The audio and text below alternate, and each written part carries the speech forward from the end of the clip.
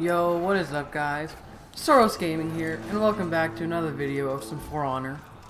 Guys, in this video, I'm just going to be talking about Season 3 and the live stream that occurred yesterday, if you guys did or did not see it.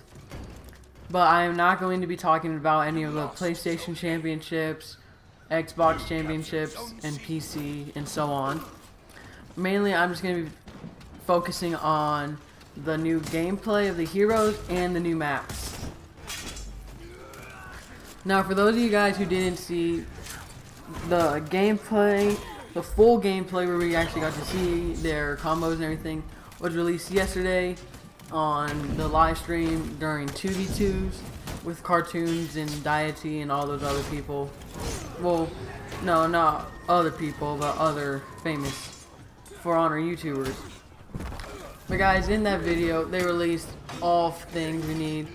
They released gameplay, ornaments, costumes, outfits, effects, everything. And it's just really cool.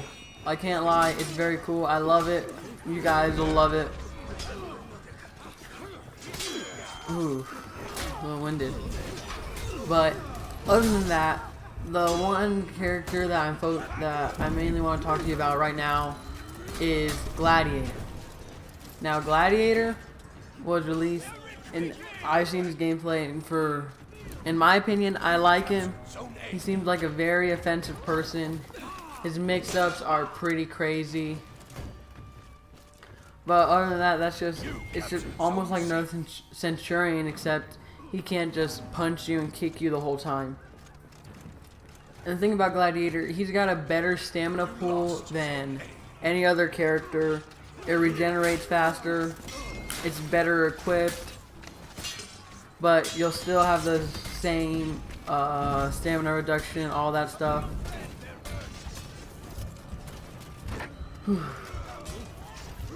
But his combos, sadly I cannot pull up a picture of his combos since I am on PlayStation, but I will tell you, he has about 6 to 7 unblockable combos, and about 5 or 6 regular combos involving light attacks and heavy attacks without involving the unblockables.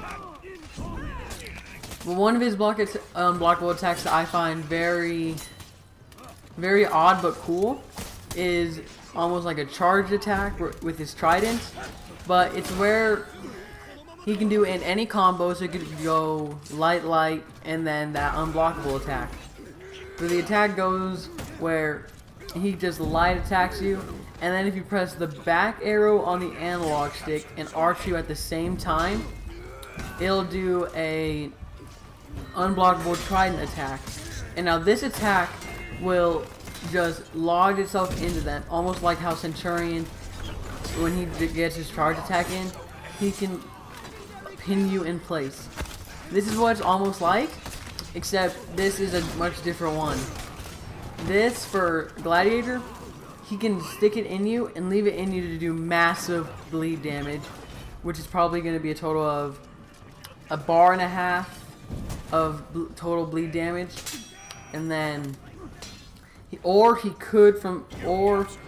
about that guys, stuttered. Or if he doesn't want to do bleed damage, he can press square again, the guard break button or whatever console you guys play on, whether it's Xbox or PlayStation. If he presses the guard break again, he can point in any area and throw you against it.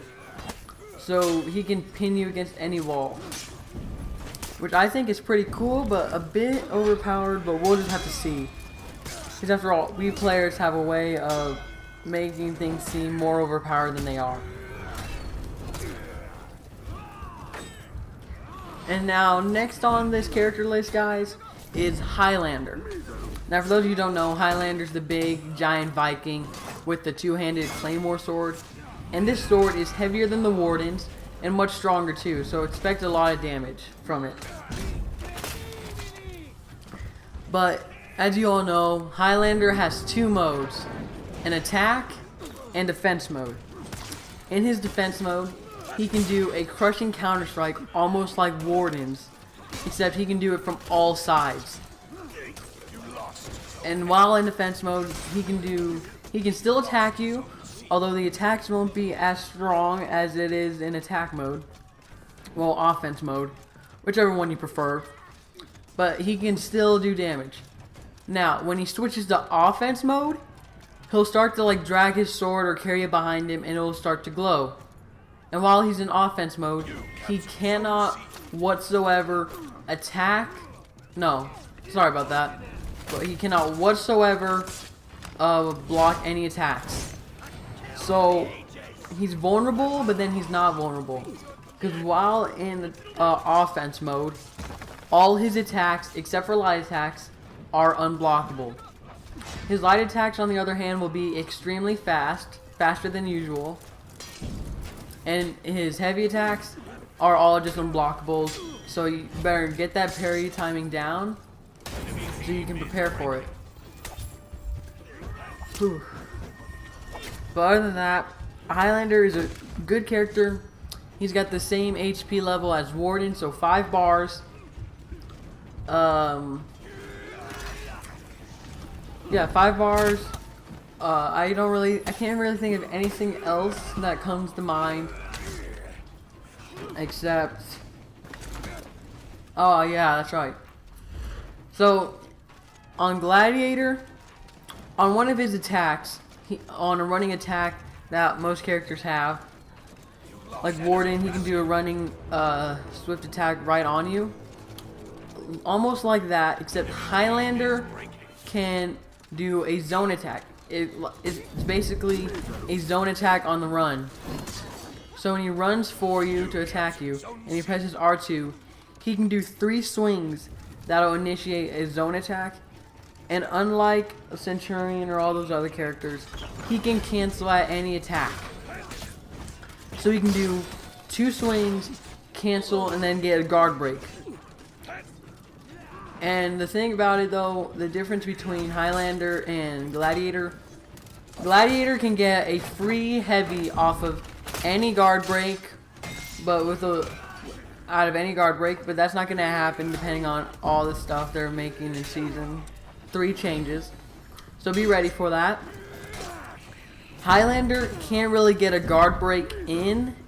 Well, he can, but he won't be able to get any sort of attack in. He can get a light attack, and that's pretty much it. He can't get any heavies unless you have the unblockable on and you do a certain combo. All your other stuff is just gonna have to come to luck. But guys, that's gonna conclude it for this video. Sorry I didn't have enough time to talk more. But thank you so much for watching. Hit the like button and subscribe, and I'll see you guys in the next one. Peace out.